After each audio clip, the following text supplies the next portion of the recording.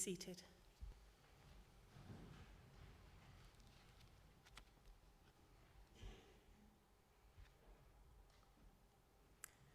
We're continuing our series focusing on Jesus Christ as the Son of David, with the story from Mark's Gospel of the healing of a blind man named Bartimaeus.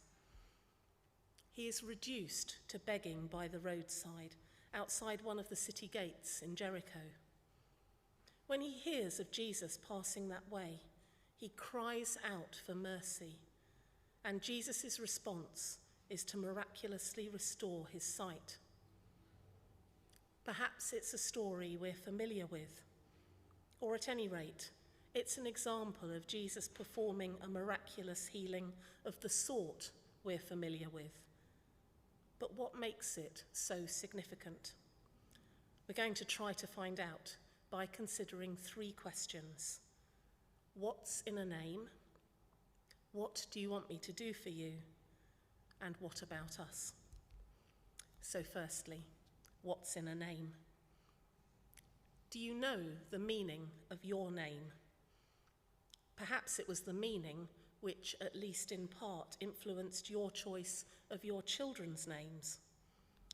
For the record, Ruth means compassionate and kind, as in the opposite of ruthless, and that provides me with a constant challenge to live up to.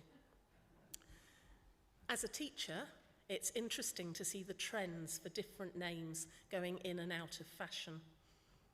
Where there are names which I know the meaning of, the appropriateness, or conversely, the complete inappropriateness, can be very striking.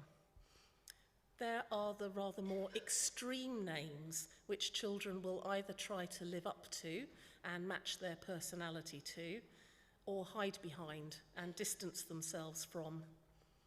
When I was writing this, I immediately remembered a boy called Tiger, with a Y, who had clearly made the decision to encapsulate his name, and not in a good way. I'm sure every teacher listening has similar examples, and lots of my teacher friends have found their pool of baby names significantly reduced, thanks to various options being inextricably linked with pupils they'd rather not have a daily reminder of. But this short story of Jesus' healing of a blind man contains not one, but two significant names or titles.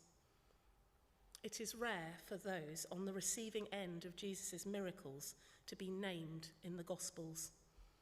For example, Mark recounts the healing of another blind man just 2 chapters earlier in chapter 8, but we hear no mention of that man's name. So that must mean that the name Bartimaeus is somehow significant for it to be remembered and then included. Bar means son of, and Timaeus means honour or honourable. So Bartimaeus' name means son of honour or son of the honourable one. At first glance, this seems rather unfortunate and a definite misnomer, as this man's existence was anything but honourable. As a blind man, the only recourse Bartimaeus had to make ends meet was by begging for money, depending on people to take pity on his plight.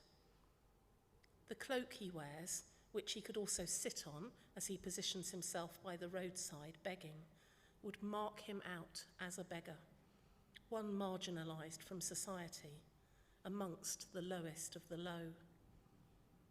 He was also unable to take part in the religious ceremonies and rituals which were necessary to feel accepted and included as a Jew, as those who were blind were not permitted to make sacrifices for practical reasons, but also due to their perceived dishonourable state.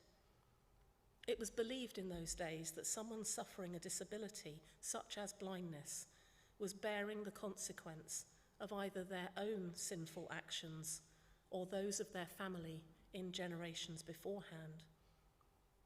With the name Bartimaeus signalling an honourable ancestry, the finger would be firmly pointing at Bartimaeus' own sinfulness as the root cause for his infirmity. One thing is for sure. By the end of this short story, Bartimaeus' name will appear far more appropriate. Jesus recognizes the worth and honor within the blind beggar, despite outward appearances. He is a child of God, one made in the image of God, worthy of love and mercy. Jesus honors Bartimaeus and his faith, and so chooses to restore him to a place of honor in the eyes of the people. He can move from being excluded to included, marginalized to accepted. He goes from being outside the city gate by the roadside to following Jesus along the road.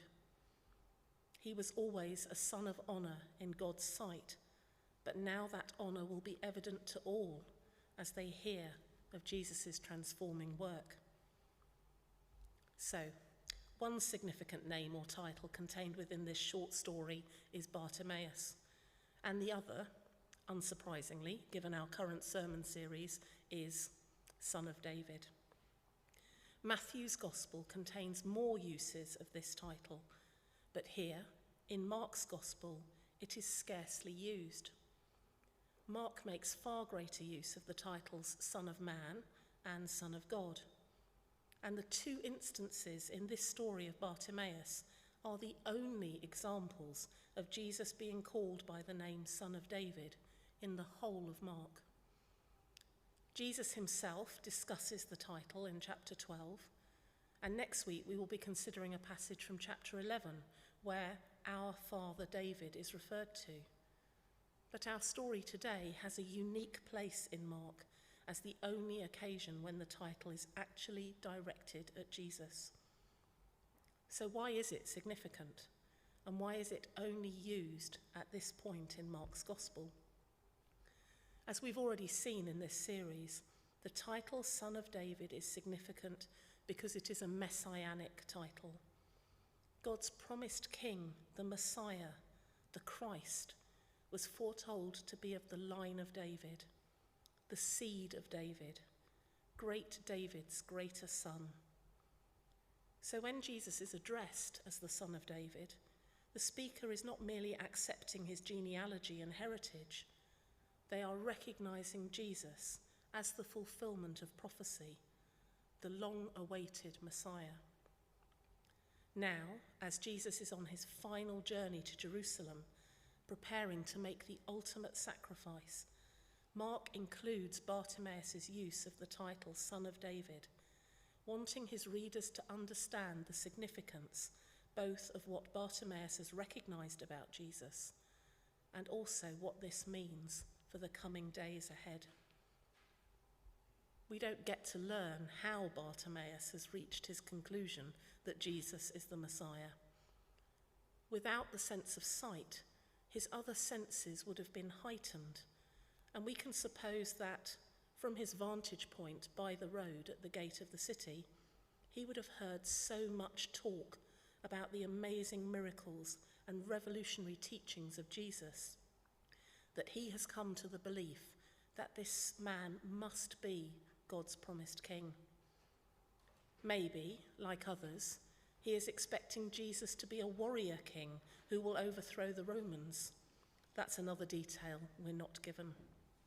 But he certainly also recognizes Jesus' mission to transform lives personally, which encourages him to cry out to the Son of David for mercy.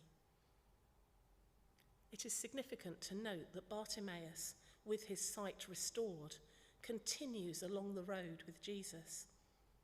In many earlier miracles, the point is made that Jesus does not allow those who have been healed to join him, and sometimes even asks them to keep quiet what has happened to them. But this formerly blind beggar, who has had the eyes of his heart opened to recognize Jesus as the Messiah, is not sent away. Now is the time for Jesus to fulfill his messianic calling as he enters Jerusalem on a donkey, and is led like a lamb to the slaughter. So there is no longer the need to keep his mission under wraps. Having seen the significance of the names in this story, let's move on to our second question. What do you want me to do for you? When Jesus hears Bartimaeus' persistent cry for mercy, he asks for him to be summoned. Jesus would have known exactly what the man wanted and needed him to do without questioning him. But he makes a point to ask him, "What do you want me to do for you?" He doesn't just launch into a miracle without warning. He establishes a human connection with Bartimaeus and asks him to vocalize the yearning that he has.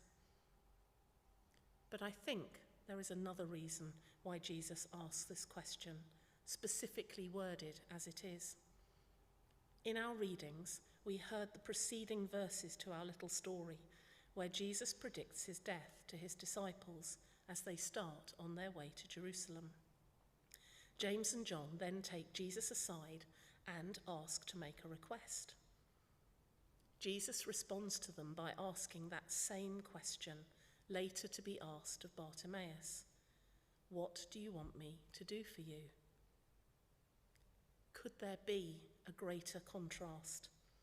These two disciples of Jesus, who have spent so much time with him and should understand his priorities and purposes, having just heard their Lord predict his imminent death, decide the appropriate request is to bagsy the VIP seating either side of Jesus in glory.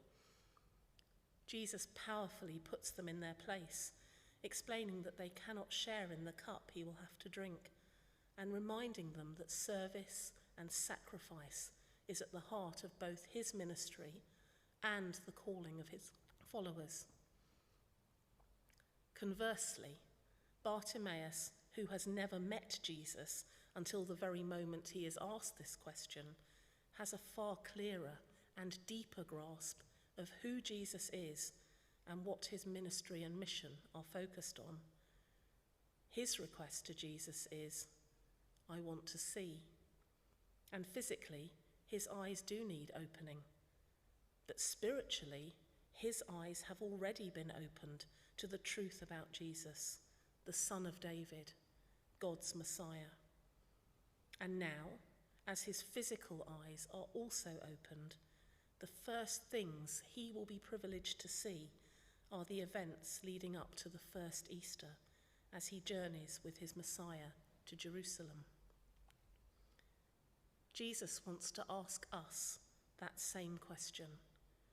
What do you want me to do for you? How often do we respond in the style of James and John, seeking material benefit, glory, and recognition, finding our worth in popularity and how liked our posts are on social media? Let's instead follow the example of Bartimaeus, seeking Jesus' transformation and restoration in our lives.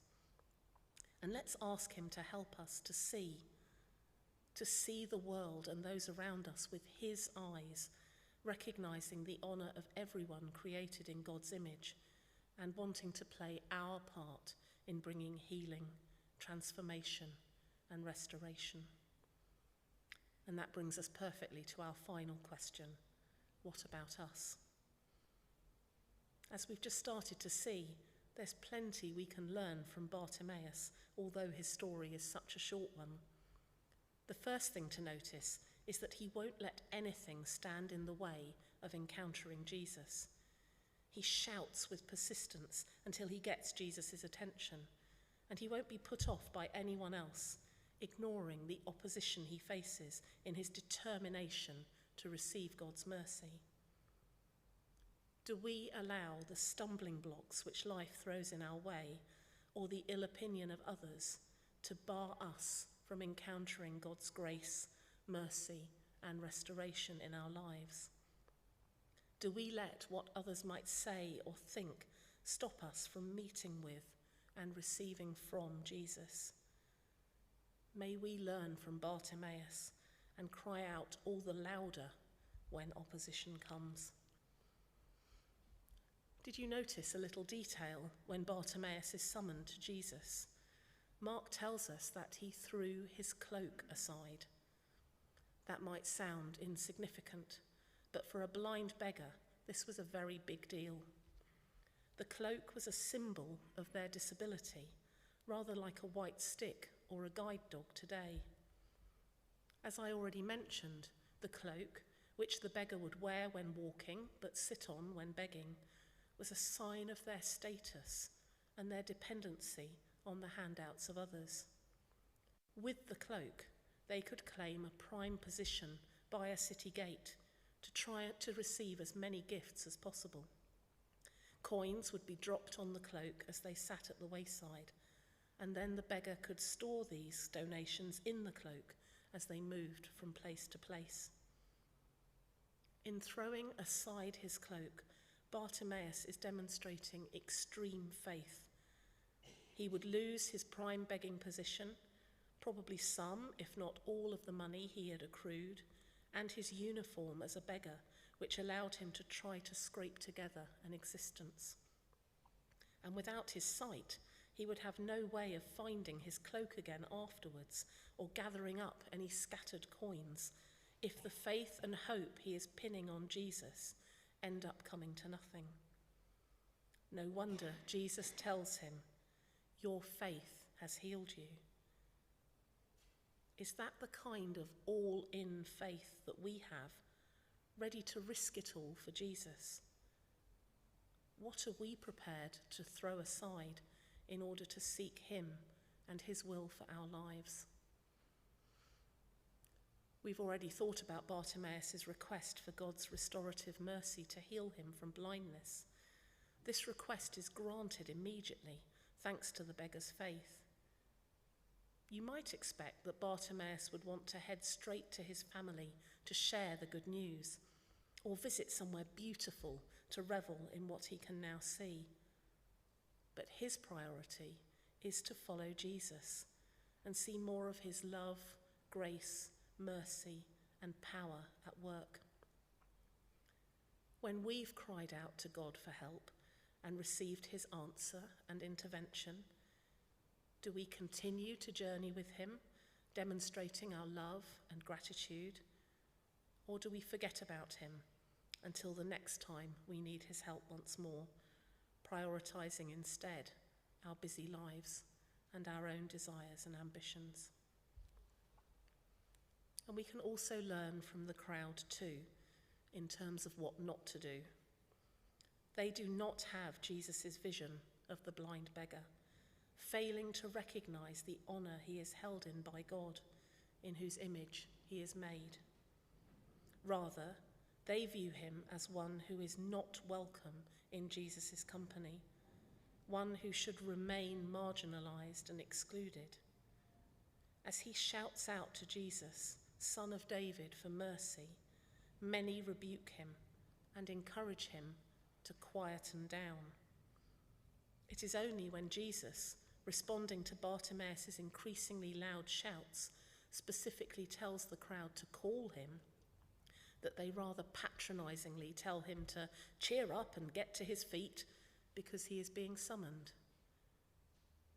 Do we put stumbling blocks in the way of those who are different or marginalized coming to Jesus and receiving his mercy?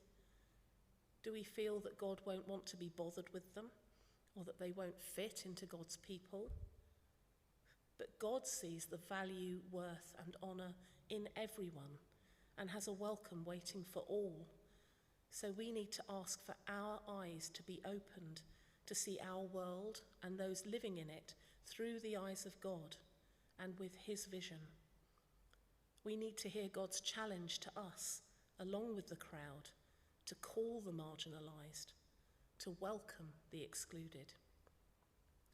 There are opportunities to serve in this sphere within our church by helping with our Grapevine Lunch Club, for example. Then let's also ask ourselves, who are the marginalized and excluded in our workplaces, in our community?